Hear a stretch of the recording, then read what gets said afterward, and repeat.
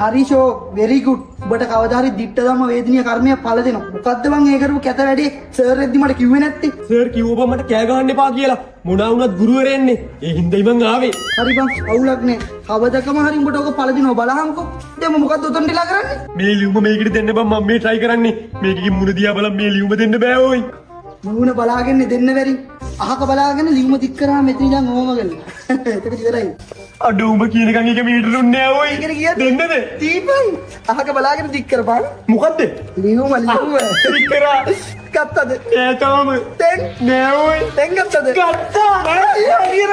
මං කිව්වන්නේ. මං උඹට කිව්වා නේද දිට්ඨ ධම්ම වේදනීය කර්මය පරිදන් දෙනවා කියලා. අය බලන්න. ඔබ සුදු අම්මට ලියුම් ලිව්වද? බලපන් තියදා මං කොහොමද හොයාගෙන ආවේ. බෑකේ ඔක්කොම පන්තියෙන් එළියට.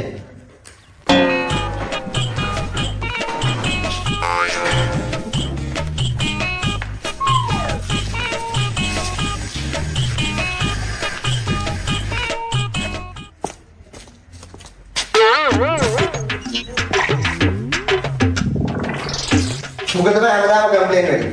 හැමදාම ඉතින් කාලා කනිය ඉස්කෝලේ යන ගංජා ගහලා මන් දන්නේ. නැගිටින් පාරේ. තොප්පරේ මට ගවන්නේ නේද? අනේ පාරේ පදින් නේද? දැන් අපි සරංගිලා.